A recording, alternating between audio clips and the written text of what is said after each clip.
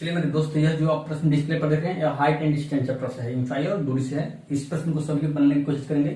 प्रश्न को बढ़िया से पढ़िएगा, प्रश्न का उत्तर जरूर रहेगा। प्रश्न कुछ इस तरीके से है। एक समतल सतह पर बने एक मीनार की परछाई 30 मीटर लंबी हो जाती है। जब सूर्य का उन्नयन कोण 60 डिग्री से बदलकर 30 डिग्री होता है तो मीनार की ऊंचाई क्या कीजिए। चलिए मेरे दोस्त, इस प्रश्न को हम सिंपली बेस बनाते हैं।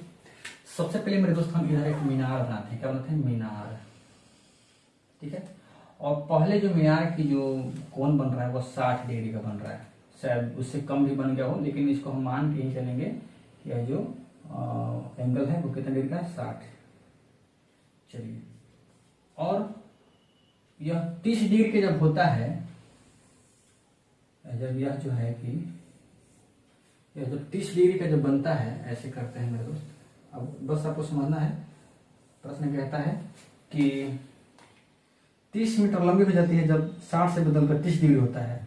यानी कि हाई जो लंबाई है ना मेरे दोस्त, यहाँ से यह 30 डिग्री बड़ी हो जाती है। 30 मीटर है कि क्या है? 30 मीटर नहीं है, तो ये मीटर जो है कि परछाई ज्यादा हो जाता है। कब? जब 60 डिग्री से 30 डिग्री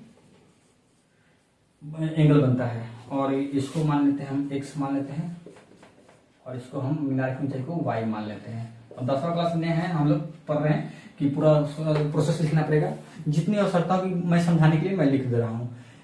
हमको यही निकालना है, यही मीनार की ऊंचाई है। इतना बात समझ लीजिए। a है, यह b है, और ये c है, यह d है। सबसे पहले हम लिखेंगे समकोण त्रिभुज। समकोण जो त्रिभुज है ACB में, तो देखिए यह लंब है, यह आधार है, तो tan थीटा बराबर क्या था? लंब बटा आधार होता है, तो लंब है y और आधार है क्या? x है। और थीटा की जगह पर कितना है? 60 डिग्री है, तो 60 डिग्री का मान कितना होता है? √3 बराबर y बटा x। तो कितना हो जाएगा?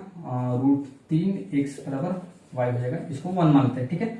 अब फिर पूरा करेंगे त्रिभुज ADB में। ठीक, तो tan 30 डिग्री हो जाएगा, tan 30 डिग्री। अब क्या होगा?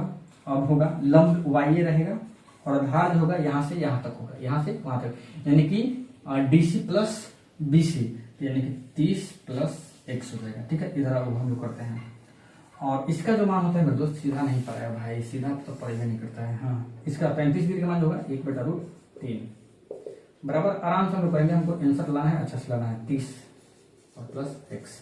चलिए यहाँ आ जाएगा 30 कोना में भेजिए, और प्लस x बराबर √3y।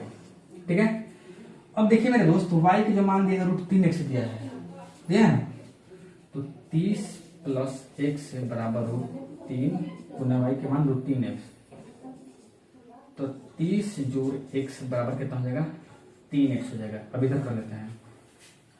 अब देखिए मेरे दोस्त, या करके चलिए कोई बात नहीं, 3x इधर कर लीजिए, सबको उधर भेज दीजिए।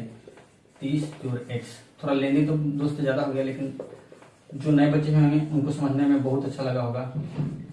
2 से काट देंगे 15 दान में, x का मान 15।